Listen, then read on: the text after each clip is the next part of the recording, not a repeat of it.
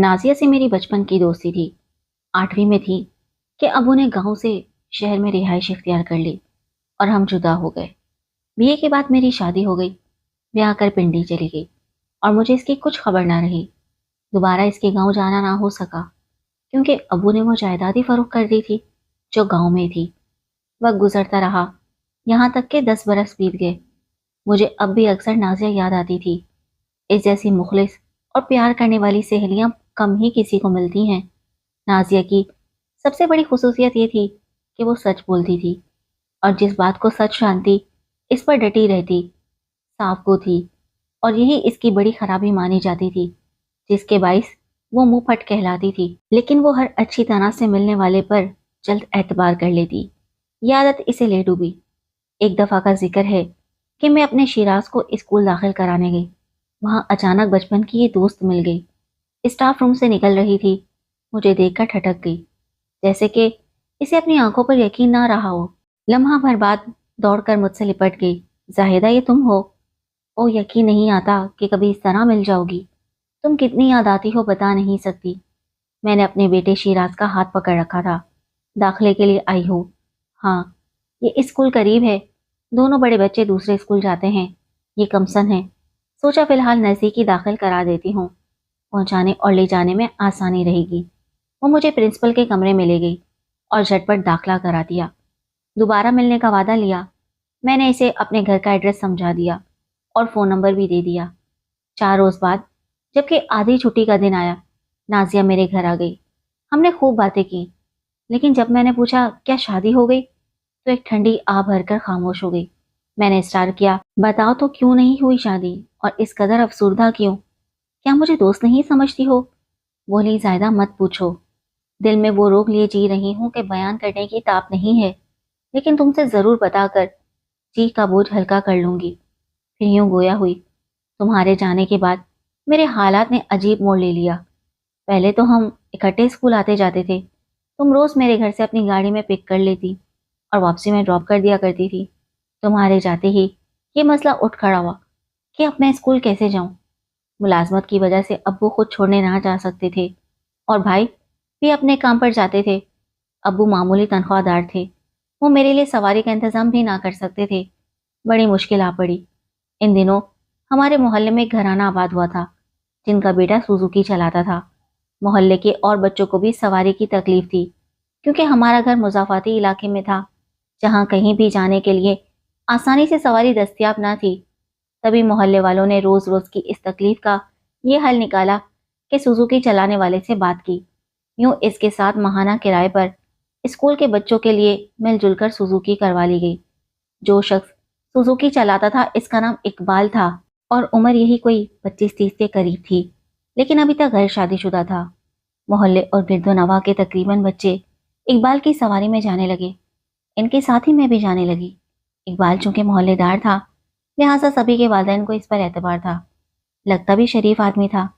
باقی سارے بچوں سے عمر میں ذرا بڑی تھی لہٰذا آگے والی سیٹ پر بیٹھتی تھی، چھوٹے بچوں کے شور و غل سے بچنے کے لیے۔ جانتی تو ہو نا کہ میرا گھر جاتے ہوئے پہلے اور واپسی میں سب سے آخر میں آتا تھا۔ اقبال کافی خبرو نوجوان تھا، وہ شائستہ اور مہذب تھا، تمام بچوں کے ساتھ بہت پیار سے پیش آتا تھا۔ تمام رستے وہ خاموش رہتا اور مجھ سے بالکل بھی مخاطب نہ ہوتا، البتہ ابو سے ملتا تو بہت ادب سے پیش آتا، وہ ان کا بے حد احترام کرتا۔ ابو بھی اسے اقبال بیٹا کہہ کر مخاطب ہوتے کہ اقبال کے والد سے اچھی خاصی دعا سلام ہو گئی تھی۔ 2 ماہ اسی طرح گزرے، بالآخر ایک روز میں نے خاموشی کا روزہ توڑ کر مخاطب کر لیا۔ بات دراصل یہ تھی کہ 1 ماہ کا کرایہ ابو ادا نہ کر سکے کیونکہ امی کی بیماری پر رقم خرچ ہو گئی تھی۔ تبھی والد صاحب نے معذرت کر لی کہ اگلے ماہ دے دوں گا۔ کوئی بات نہیں، اپنے گھر جیسی بات ہے، فکر نہ کریں، جب رقم ہو تب سہولت سے دے دینا۔ اس بار بھی پیسے نہ جڑ پائے۔ تب میں نے اقبال سے کہا ابو کہہ رہے تھے کہ 2-4 دنوں میں ہی انتظام کر دیں گے۔ وہ بولا بالکل فکر کی بات نہیں ہے، میں نے مانگی تو نہیں ہے، کیوں پریشان ہو رہے ہیں؟ ہم نے ایک بار بات کر لی تو بس پھر آڑ باقی نہ رہی۔ اب جب سب بچے اتر جاتے اور میں آخر میں رہ جاتی، اقبال خود مجھ سے مخاطب ہوتا اور میرے گھریلو حالات پوچھتا۔ میں نے اس سے کچھ نہ چھپایا، سب بتا دیتی کہ ابو بڑی مشکل سے خرچہ پورا کرتے ہیں، ان کی تنخواہ کم ہے اور بھائی پڑھ رہا ہے، امی بیمار رہتی ہیں، ہم لوگ تنگی سے زندگی بسر کر رہے ہیں وغیرہ۔ اس پر وہ کہتا چاچا ناراض نہ ہو جائیں، ورنہ میں تو یہی چاہتا ہوں آپ سے کرایہ نہ لوں، آخر محلے داری ہے، کچھ حقوق تو ہوتے ہیں اور کچھ ہمارا بھی فرض بنتا ہے۔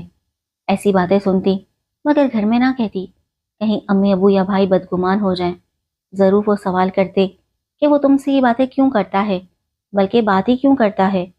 وہ تو اسے نہایت شریف اور بھروسے کا آدمی سمجھتے تھے۔ وہ بھروسے کا آدمی تھا، تمام محلے والے اس پر بھروسہ کر کے اپنے بچے اس کے سپرد کرتے تھے۔ ایک روز میں نے پوچھ لیا، آپ سارے بچوں سے پیار کرتے ہیں، کیا آپ کے اپنے بچے ہیں؟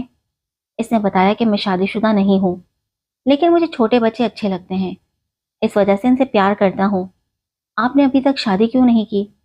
میری بھی ایک کہانی ہے۔ دراصل میں ایک لڑکی کو پسند کرتا تھا، وہ ایک غریب لڑکی تھی اور اسکول میں ٹیچر تھی۔ میں نے اسے حاصل کرنے کی سر توڑ کوشش کی، لیکن اس کے گھر والے نہ مانے۔ انہوں نے رشتہ دینے سے منع کر دیا کیونکہ اس کی منگنی اپنے چچا زاد سے ہو چکی تھی۔ مجھے بہت قلق ہوا۔ آخرکار میرے ابا جان نے سمجھا بجھا کر مجھے خاموش کرا دیا۔ اس لڑکی کا نام مہناز تھا۔ اس نے قسم کھائی تھی کہ وہ میرے سوا کسی سے شادی نہ کرے گی، لیکن والدین نے اس کی چلنے نہ دی اور زبردستی اس کے منگیتر سے شادی کرا دی۔ اس نے کہا تھا کہ میں شادی کے بعد یہ بندھن توڑ کر تمہارے پاس آ جاؤں گی، لیکن دن مہینوں اور ماہ سالوں میں گزر گئے اور وہ نہ آ سکی۔ اس کے انتظار میں شادی نہ کی۔ بالآخر گھر والوں نے مجبور کر دیا اور میری منگنی رشتہ داروں میں کرا دی، لیکن میں ابھی تک شادی سے گریز کر رہا ہوں۔ شاید کبھی مہناز آ جائے تو اسے کیا جواب دوں گا۔ اب تک مہناز کو نہیں بھلا سکا۔ دل کسی اور سے شادی کرنے کو نہیں چاہتا، سخت تکلیف میں ہوں اور اپنی تکلیف کسی کو نہیں بتا سکتا۔ آج نہ جانے کیسے تم کو بتا دیا ہے۔ یہ کہتے ہوئے اس کی آنکھوں سے آنسو ٹپک پڑے۔ میں نے اس کے چہرے کی طرف دیکھا۔ اقبال کا دکھ محسوس کر کے شدید تکلیف ہوئی۔ شاید اس نے اپنی داستان میرے سوا آج تک کسی سے بھی نہ بتائی تھی۔ حالانکہ ان دنوں میں 9ویں جماعت میں پڑھتی تھی اور میری عمر بمشکل 14-15 سال ہوگی، پھر بھی اس نے مجھے اس لائق سمجھا کہ اپنا رازداں بنا لیا اور میں بھی اس کی غمگسار بن گئی۔ مجھے لگا کہ میں بڑی ہو گئی ہوں، اس قابل ہو گئی ہوں کہ کوئی اپنا دکھ میرے ساتھ بانٹ رہا ہے۔ وہ تو اپنوں کا ستایا ہوا تھا اور میں حالات کی ستائی ہوئی تھی۔ ہمارے گھر اچھا کھانے کو تھا اور نہ اچھا پہننے کو، 20 نوالے ہی گنے چنے مل جاتے تھے تو روز و شب گزر رہے تھے۔ اب میں بھی اپنے حالات، اپنے دکھ اس کے ساتھ شیئر کرنے لگی۔ اسے سہارا چاہیے تھا، مجھے بھی سہارے کی ضرورت تھی۔ ماں بیمار تھی، اب وہ خرچہ پورا کرنے کی الجھن میں رہتے، بھائی بات نہ کرتے اور بہن کوئی تھی نہیں جس سے دل کی بات کہتی یا سنتی۔ ایسے میں ہر روز اقبال کا مختصر سا ساتھ میرے لیے کسی نعمت سے کم نہیں تھا۔ میری کوئی سہیلی نہ تھی، زاہدہ تمہارے سوا تمہارے جانے کے بعد بھی میری کوئی سہیلی نہ بن پائی، تو میں نے اقبال کو ہی اپنی سہیلی جیسا مان لیا، کیونکہ وہ پختہ ذہن تھا اور میرے کم سن ذہن کو اس کی سوچیں اپنی گرفت میں کر سکتی تھی۔ وہ یوں اداسی سے اپنی مہناز سے جدائی کا تذکرہ کرتا کہ میرا دل اس کے دکھ کو محسوس کر کے تڑپ جاتا۔ سوچتی تھی کیسے اس کا دکھ دور کر دوں۔ کاش میں ہی وہ لڑکی ہوتی، تب اس کے درد کا مداوا بن جاتی۔ وہ اتنا ہمدرد تھا کہ ہمارے حالات کے بارے میں کرتا اور فکر مند رہتا، کوشش کرتا کہ ہم کو اس کی سوزوکی کا کرایہ نہ دینا پڑے۔ 2-3 ماہ گزر جاتے تو ہرگز تقاضا نہ کرتا، ابو رفتہ رفتہ قسطوں میں کرایہ ادا کرتے رہتے۔ اسی وجہ سے وہ میرے والد کی نظروں میں اور زیادہ پسندیدہ ہو گیا اور ان کے دل میں گھر کرتا گیا۔ والد اس سے بیٹھک میں بٹھا لیتے، چائے پلاتے اور ادھر ادھر کی باتیں ہوتی۔ والد صاحب اس کی باتوں سے متاثر ہوتے۔ اقبال باشعور سلجھا ہوا اور نیک خیالات کا حامل تھا۔ میں دل دل میں اسے چاہنے لگی۔ ہمدردی چاہت میں بدل گئی، لیکن اظہار نہ کرتی۔ ایسی لڑکیوں کو بری نظر سے دیکھتی تھی جو عشق و محبت کے چکر میں بدنامی مول لیتی ہیں، لیکن جب وہ مہناز کا ذکر کر کے افسردہ ہوتا، مجھے اس پر بہت ترس آتا۔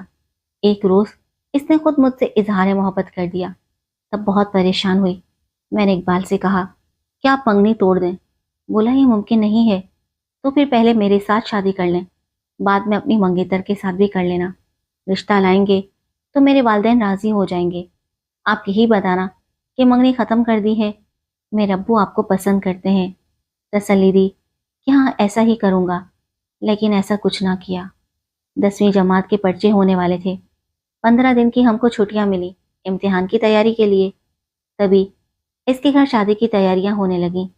शादी का कार्ड हमारे घर आया तो सुन रह गए, जैसे किसी ने मुझ पर बम गिरा दिया हो। ऐसा लगा जैसे दुनिया खत्म हो रही हो और जैसे ये मेरा सफर आखिरत हो। अब तो छुट्टियां थी, मिल भी ना सकती थी। छुट्टियां खत्म हो गई। इनकी शादी को 1 हफ्ता हो गया था। मुझे स्कूल तो जाना ही था। 10वीं का इम्तिहान था, कोई मजाक ना था। पहले रोज जब सब बच्चे सुजुकी से उतर गए और मैं अकेली रह गई तो कहा, सुनो नाजिया, मुझे वो लड़की बिल्कुल पसंद नहीं जिससे मेरी जबरदस्ती शादी हो गई है। मेरा इसके साथ गुजारा मुश्किल है। 2-3 माह में ही देख लेना, मैं इसे तलाक दे दूंगा। फिर शादी तो तुमसे ही करूंगा अगर तुम राजी हो जाओ। बमुश्किल पर्चे दिए। आखिरी पर्चे के दिन जब सुजुकी में बैठी थी, दिल रो रहा था, चेहरा उतरा हुआ था और आंखें नम थी। इसने नजर भरकर मेरी जानिब देखा। आज कम बचे थे। इन्हें उतार कर इसने सड़क से सुजुकी को मोड़ लिया और घर से कुछ दूर एक मकान के सामने सुजुकी रोक ली। कहने लगा, आज तुमसे जरूरी बात कहनी है, उतर आओ। ये मेरे ताया का घर है लेकिन खाली है। वो शहर शिफ्ट हो गए हैं। मैं ना उतर रही थी। इकबाल ने कहा, इम्तिहान खत्म हो गए हैं, अब कहाँ मिल सकोगी, जरूरी बात रह जाएगी, मेरी बात मान लो। 2 घड़ी को उतर आओ। यहाँ बैठकर बात करते किसी ने देख लिया तो बुरा होगा। मेरा दिल भरा हुआ था दुख से। नाचार उतरी। इसकी जरूरी बात तो सुननी थी। मकान का कुफल खोलकर वो मुझे घर में ले आया। भारी कदमों से वहां गई और कमरे में पड़े सोफे पर बैठ गई। इससे पहले कि वो कोई बात करता, जब्त ना हो सका और मैं फूट फूट कर रो दी।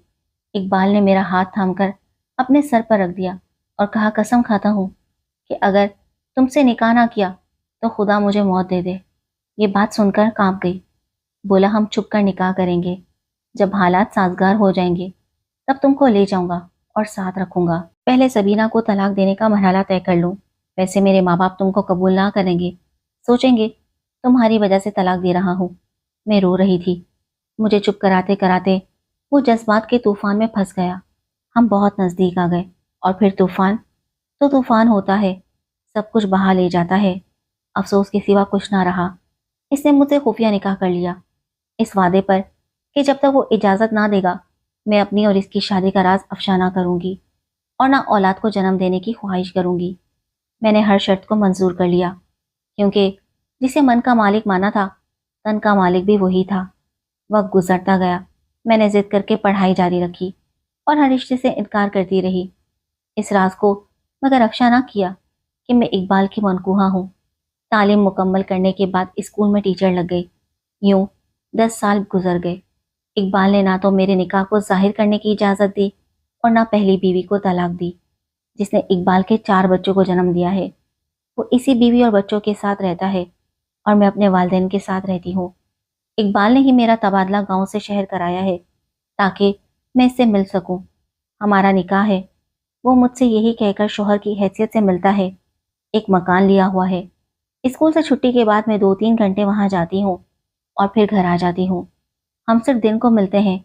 कभी एक रात भी मैं घर से गैर हाजिर नहीं रही, वो भी बीवी और बच्चों से एक रात भी गैर हाजिर नहीं हुआ।